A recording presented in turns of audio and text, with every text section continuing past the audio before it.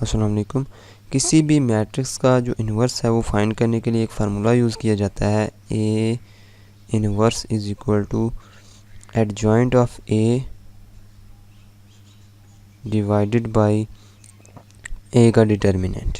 ठीक है, किसी भी मैट्रिक्स का, चाहे वो 2x2 का हो, 3x3 का, 4x4 का हो, उसका इन्वर्स फाइंड करने के लिए यही फार्मूला इस्तेमाल किया जाता है। तो हम 2x2 मैट्रिक्स का जो इन्वर्स है वो फाइंड करने के लिए भी हम यही फार्मूला इस्तेमाल करेंगे। हम लेट करते हैं, हमारे पास एक मैट्रिक्स है ए इज इक्वल टू 1 1 2 1। ठीक है, एक ये मैट्रिक्स है। हम इसका इन्वर्स फाइंड करने के लिए सबसे पहले हमें क्या चाहिए, एक डिटर्मिनेंट भी चाहिए और ए का एडजॉइंट भी चाहिए। तो ए का डिटर्मिनेंट फाइंड करेंगे सिंपल, पहले A determinant is equal to 1 multiply 1 कर देंगे, 1 माइनस दरम्यान में माइनस लगाएंगे और 2 मल्टीप्लाई 1 कर देंगे तो 2 1 ज़ार 2 होते हैं। इसका डिटर्मिनेंट आएगा -1। ठीक है, उसके बाद एडजॉइंट ऑफ ए भी हमें चाहिए। एडजॉइंट ऑफ ए फाइंड करने का सिंपल तरीका यह है कि जो ये वाले डायगोनल वाले, मेन डायगोनल वाले एलिमेंट होते हैं, उनकी जगह चेंज कर दी जाती है।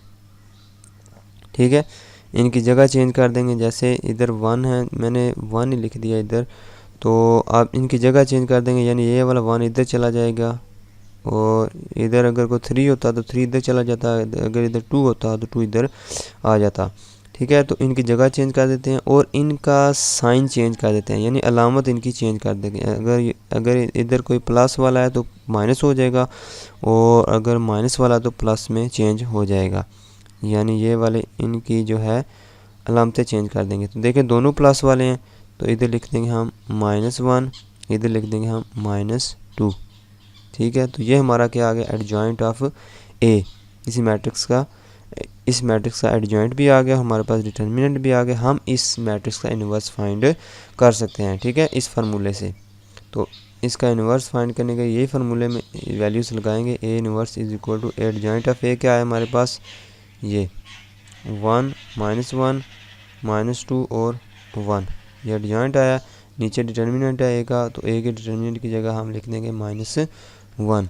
ठीक है, तो बारी बारी सबको -1 से डिवाइड कर देंगे। 1 divided by -1, -1 divided by -1, -2 divided by -1, 1 divided by -1। ठीक है, तो देखें ए इन्वर्स इज इक्वल टू, ये आ जाएगा माइनस, ऊपर चला जाएगा तो -1 हो जाएगा और ये माइनस माइनस से कैंसिल हो जाएगा, 1 रह जाएगा, माइनस माइनस से कैंसिल 2 रह गया और -1 ही इधर रह जाएगा। तो ये हमारा क्या है, ए किसी 2x2 मैट्रिक्स का जो डिटर्मिनेंट है वो हम इन्वर्स है वो हम इसी तरीके से हम फाइंड कर सकते हैं।